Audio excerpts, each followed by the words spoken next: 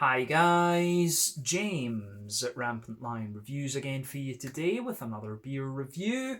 For this one, we are going to head down to England once again, and we're going to return to a brewery that's featured on the channel a good number of times before. So I've had some really nice beers from these guys over the last couple of years, a few different styles, but I would say this brewery are best known for their New England Hazy, whatever you want to call them, IPAs, and they are one of the most respected craft breweries in England these days. So if you haven't tried some of their beers, I would highly recommend that you do so.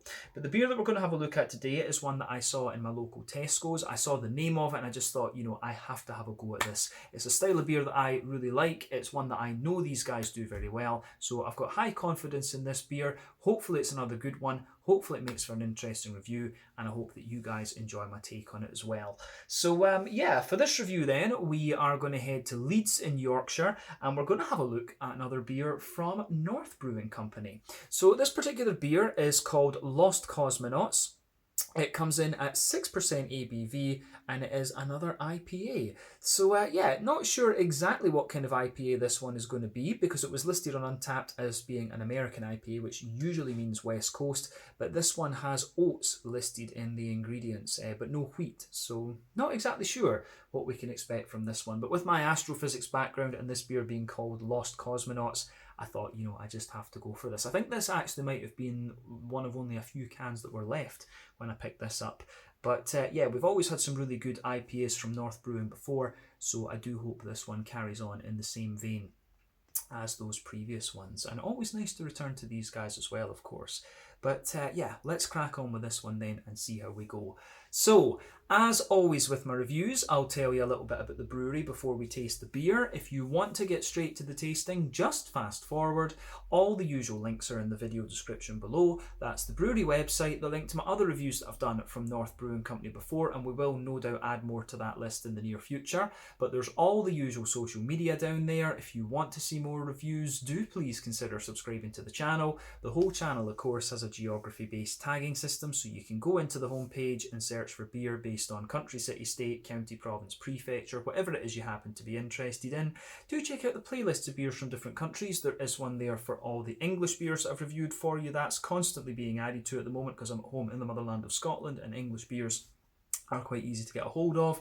And as always, please do get in touch and let me know some of the other beers and breweries that you guys would like to see me review. It's always great to hear from you guys that are watching the videos, and the support that you show the channel is hugely appreciated. So anyway, on to my brewery notes then to tell you a little bit about North Brewing.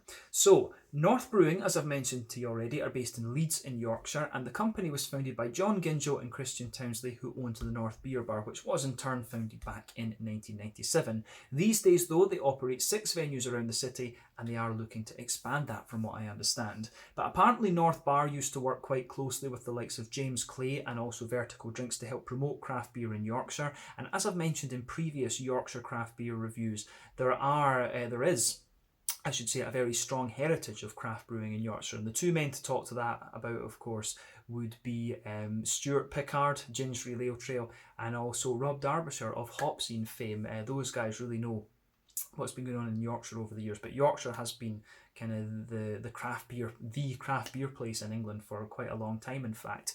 But the original brewery that North Brewing had was in the Taverners Walk Industrial Estate. It had a 200-person tap room and a 15-barrel brew kit. But the original brewers were Seb Brink, who used to work for Golden Hour, and Darius Darwell, who worked for the Bristol Beer Factory. But these days, Seb is the head brewer, and they have a fairly large brew team. But they now have a tap room in Sovereign Square in Leeds, and they've recently opened a new brewery called Springwell, which has a 21,000 square foot space, and it's going to take their brewing capacity up to 16,000 hectolitres of beer per year, as well as hosting a 500-person tap room. So I will need to get down to North at some point and have a little look at that. I'd love to do some filming there. And as of October 2021, when I'm filming this review for you, these guys have produced around 215 kinds of beer, according to Untappd. But yeah, that is all I can really tell you about North Brewing Company for the moment. As I mentioned to you, the English craft beer scene is very strong these days, and North Brewing Company are one of the most highly regarded breweries, particularly when it comes to the New England Hazy IPAs. But yeah, as I say, if you want to learn more about this brewery, you can check out the brewery website in the video description below. You can follow them on Facebook and Instagram to keep up to date with all the latest goings on. And you can check out the Rate Beer, Untappd and Beer Advocate pages to learn a little bit more about all those different beers that they've done. So yeah, let's get on and actually have a look at this beer itself, just to clear my throat. There we go. Always happens when you're doing some of the history sections there. You either want to sneeze or you want to cough or something like this. But anyway, just to let you have a little look at the artwork more closely on this one before we open it up. As you can see, it's got these kind of lovely computer graphic designs from North Brewing. There you can see on the side of the can, there is the North Brewing company symbol. Still love the camera on this thing.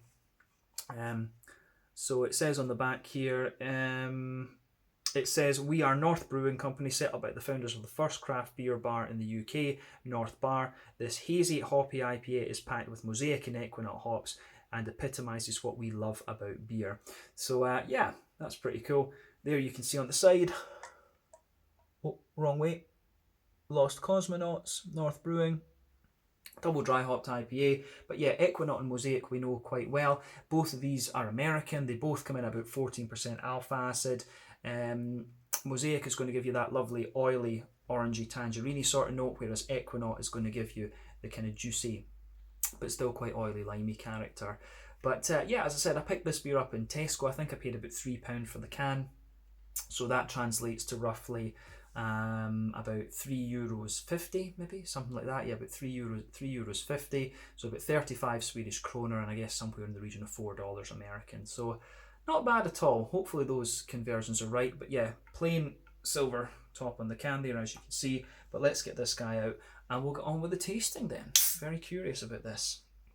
The Lost Cosmonauts, a 6% American IPA with Mosaic and Equinox, a time old combination, and you can smell that as soon as you open it up. But yeah, let's get this guy out and into the glass.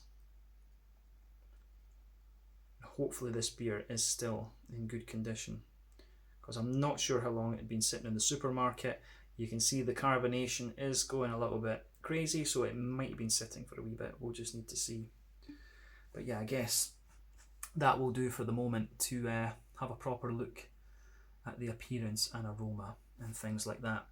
But yeah, anyway, so I think we've poured roughly, we've poured about 2/3 of the we've poured about 2/3 of the beer into the glass at the moment. You can see it's poured with about a 2-finger. I would say is that?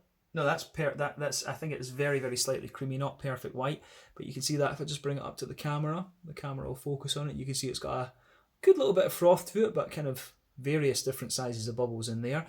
But you can see the colour of this beer. Don't even need to put my hand behind it for that, but you can see the colour of this beer is a very light kind of mango juice colour. I always like comparing the New England IPAs to different kinds of fruit juices, because that's just what their appearance reminds me of. But remember, the colour of your beer depends on 1, the type of malts that you use. This determines the magnitude of your colour. 2, the length of the wort boil is also going to play a role. The longer you boil the wort, the more the sugars caramelise, thus you get a darker colour of beer. So a New England IPA like this is going to undergo a wort boil of between 70 and 90 minutes, which is good.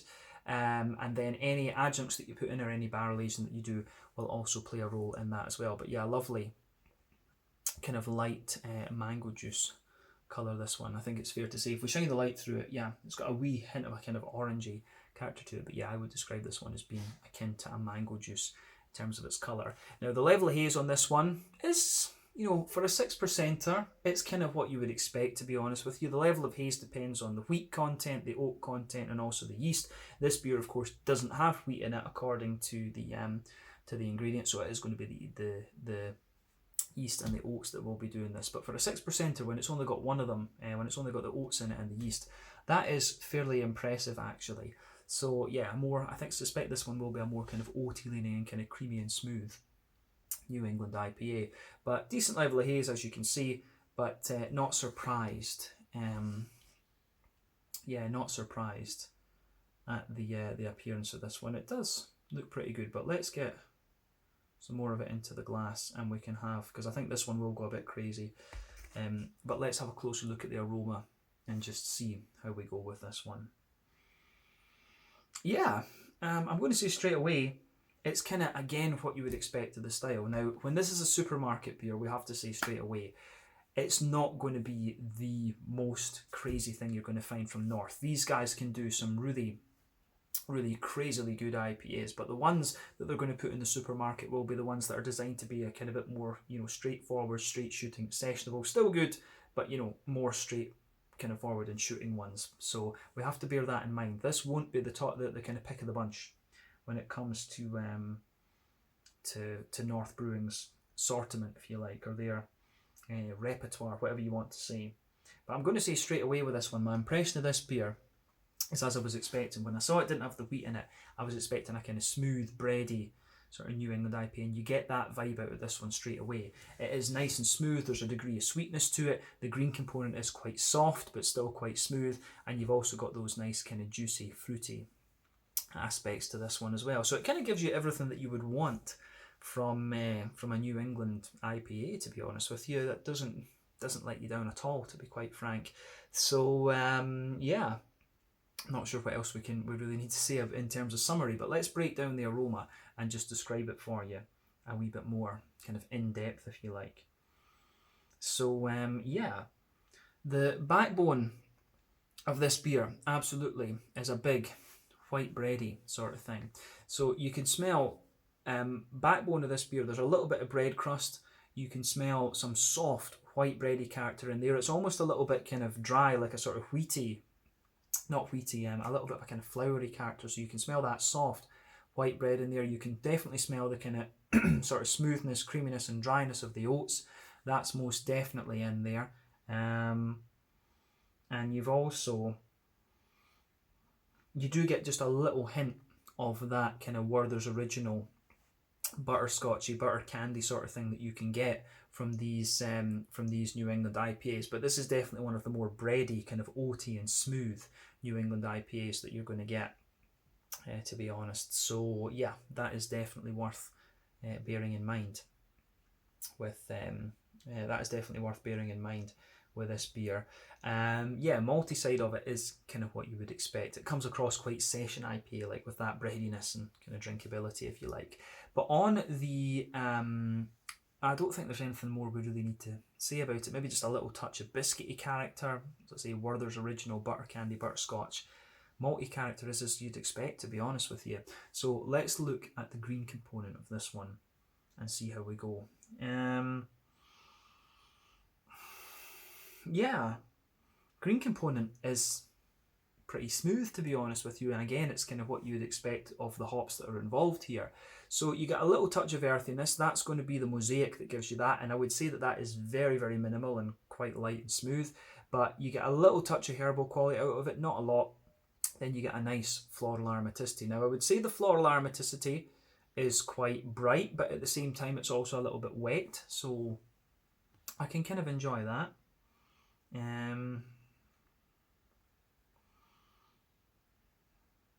Yeah, it's got a nice little bit of sort of wetness to it, I guess we could say. So like a sort of wet, freshly cut grass kind of thing. Now the thing to remember with these more New England IPAs, and I think we can safely declare this as a New England IPA now, with the New England IPAs, they don't use so much in the way of early edition hops.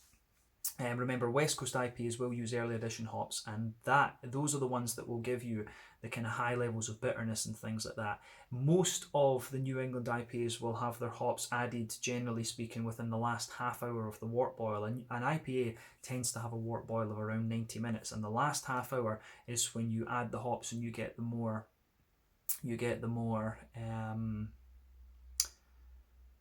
that's when you get more flavour and aroma out of them, of course, and then dry hopping, of course, is another thing. So West Coast IPAs have early, late and dry hops, whereas New England IPAs, they've only got a little bit of early edition hopping, then they've got quite a lot of late edition and dry hopping when it comes down to it. So this one, you can tell that with the lack of dankness that you often get in these New England IPAs. They tend to be brighter and softer in a sense. So you've got a lovely kind of smooth,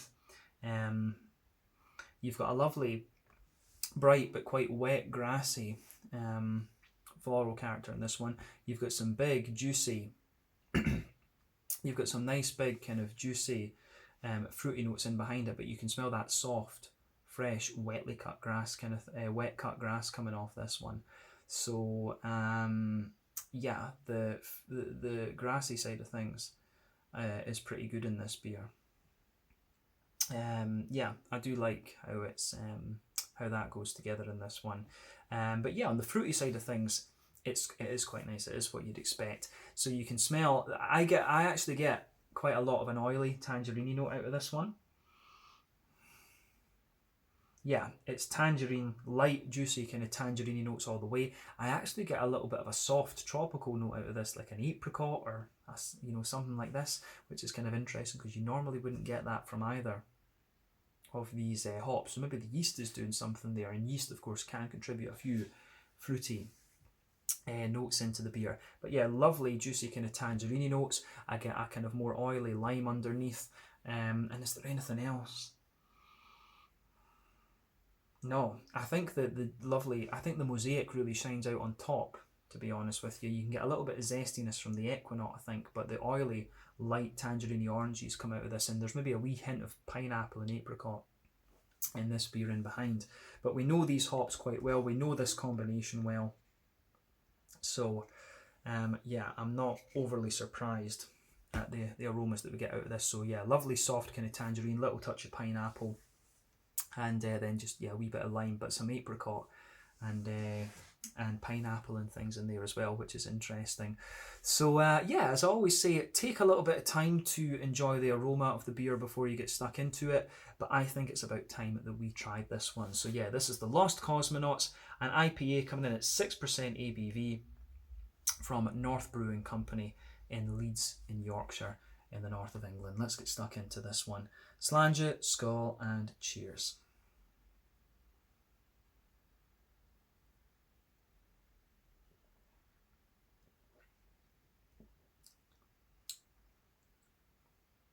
Yeah.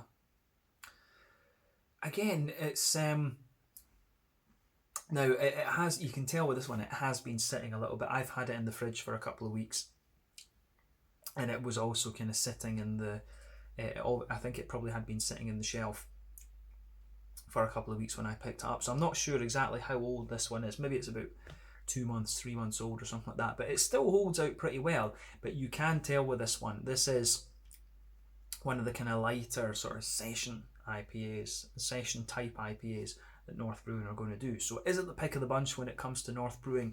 No. But is it solid and good for a supermarket beer? Absolutely. Yeah, I would say that.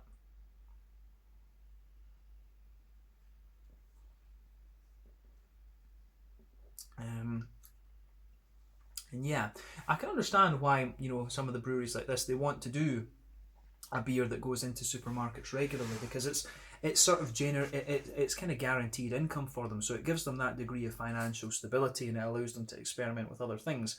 But North Brewing have put in quite a few beers to different supermarkets and things, so I know they've released a couple of other ones, so I will need to go down to Tesco's and just have a little look and see what kind of things they have.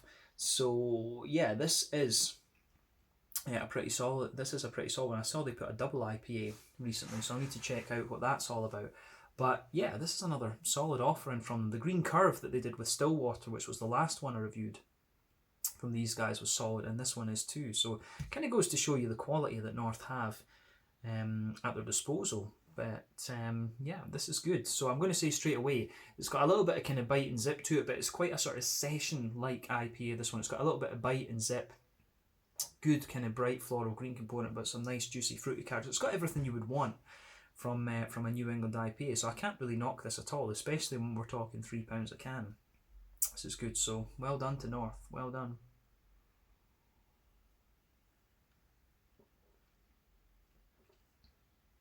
So, on the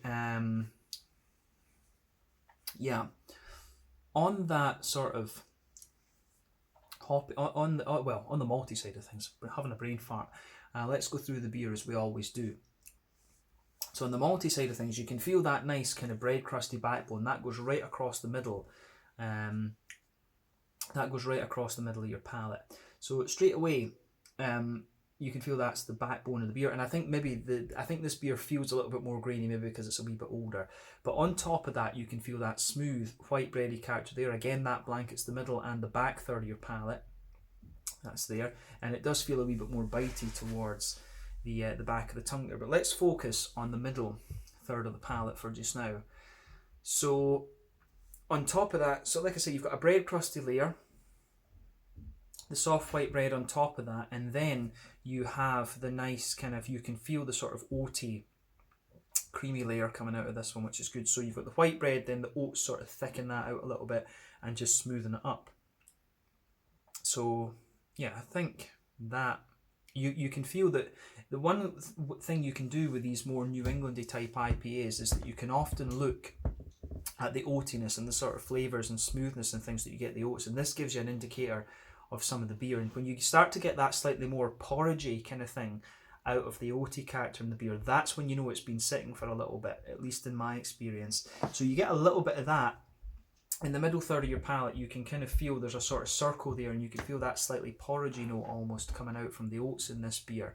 But it still works, it still actually gives you quite a nice flavour, to be honest with you. So yeah, but there is a wee degree of sweetness on top of that in this beer, so let's focus on that.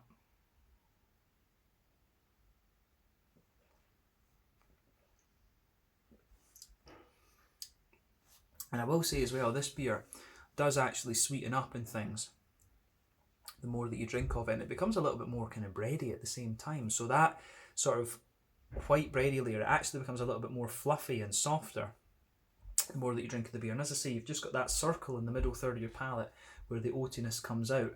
Now on top of that, you've got a kind of smaller circle in there, and you get those Werther's Original kind of butter candy, butterscotchy sort of things that come out of the beer as well, and that's the sweeter side of things.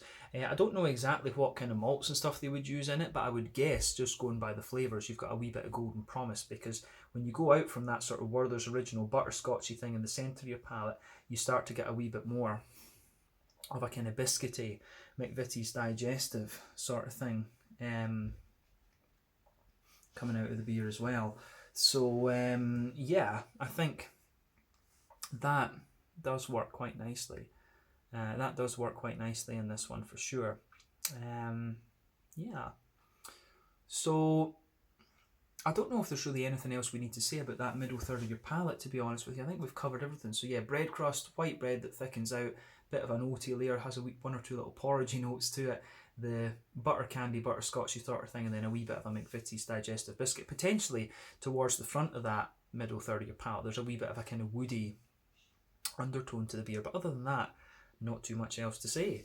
On the back third of the palate then, let's focus there. So the border region between middle third and back third of your palate, again you get a little bit of a bready build up in there, wee bit of a kind of bread crusty sort of thing. Then into the back third of your palate, you can feel the bread crusty backbone of the beer gets a little bit stronger and a bit more grainy. The white bread gets a little bit grainier as well.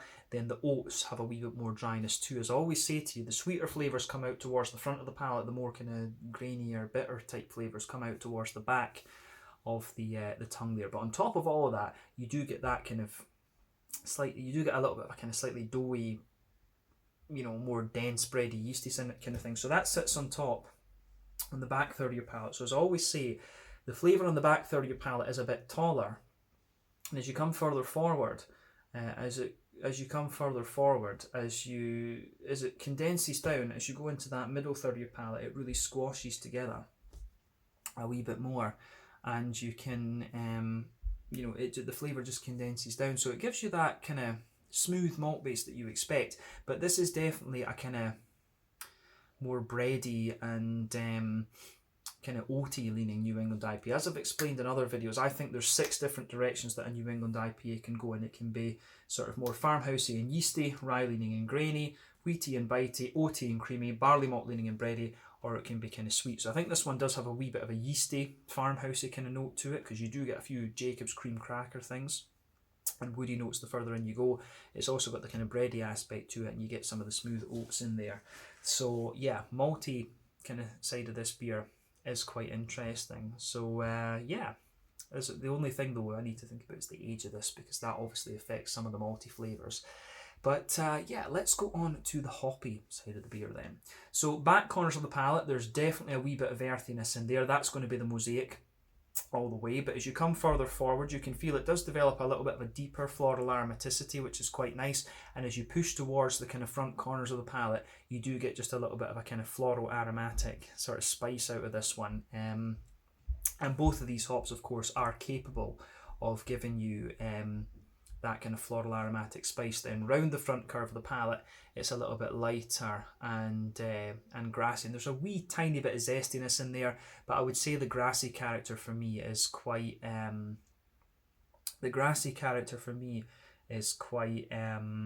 sort of wet. It's like a sort of wet, freshly cut grass sort of thing. But let's focus on the front third of the palate and the fruity part of the beer just to round off. So border region between front third and middle third, again there's a wee bit of a bready build up there, a bit of a bread crust. Then the base of that front third of your palate is a little bit more kind of sort of bread crusty and white bready. But then on top of that you get that nice oily bubble where those juicy fruity esters just roll their way out of the beer. And this one, if you know these hops, it is pretty much what you would expect.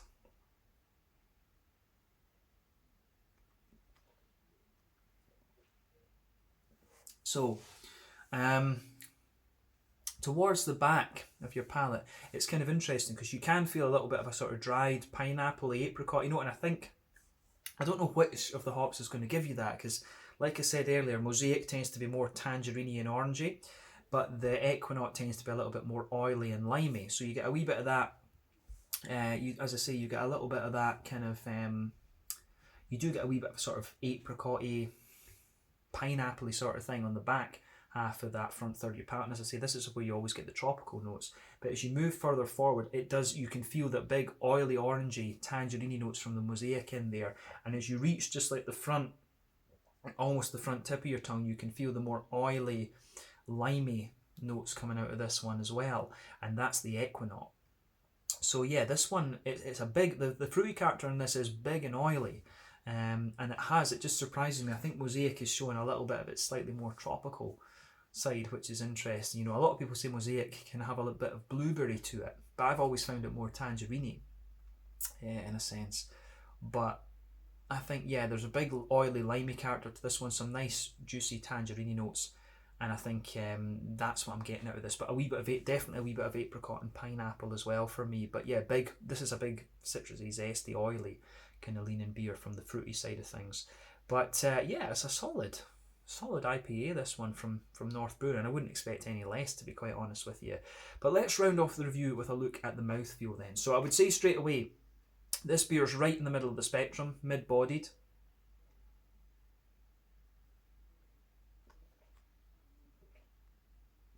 Yeah, mid-bodied. Carbonation is very smooth. I describe this as one of the more oily New England IPAs that I think I've come across in recent times, in fairness, but it's quite slick at the same time, so I can appreciate that about this beer for sure. On the